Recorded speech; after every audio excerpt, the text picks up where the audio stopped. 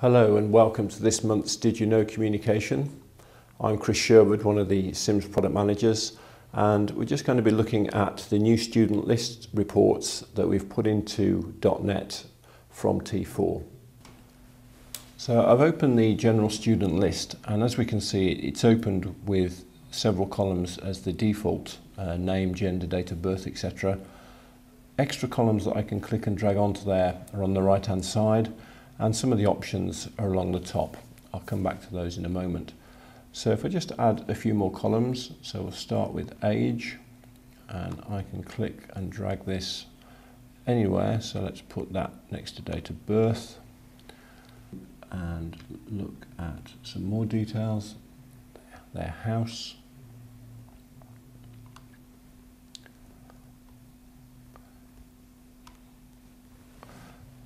and their border status, perhaps if it's a boarding school. Okay. If I go along the top then, we can change the font. That just very quickly changes the whole look at. Oh. That didn't make sense.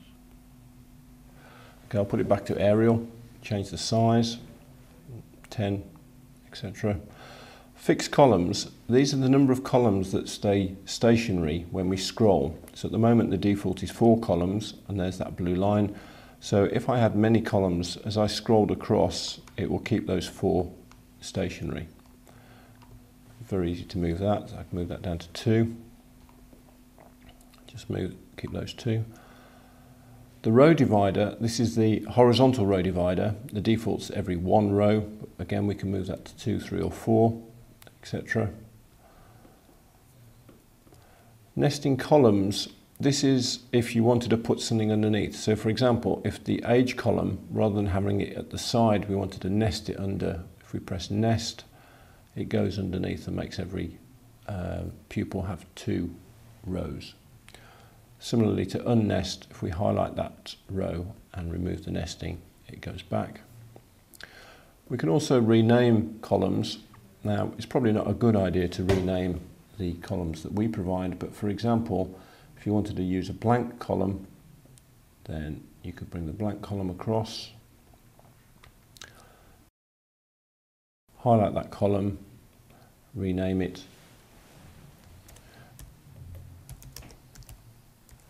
shoe size, and then that would print as a blank column with shoe size at the top. I also want to show the sorting and filtering. So if we take sorting, we can sort by multitude of fields, but I'll just do it by gender. So we're sorting by gender, choose ascending or descending. I could add extra, but we'll leave it at that. Click OK. And that's brought the females to the top. I can filter and just see certain students. So let's filter by year group, year 8 for example. And that's now just showing the year 8 students.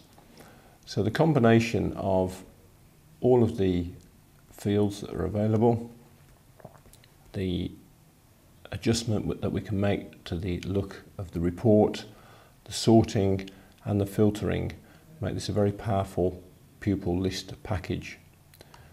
Obviously there's the print there as well, which we could press print and that report would come out on paper.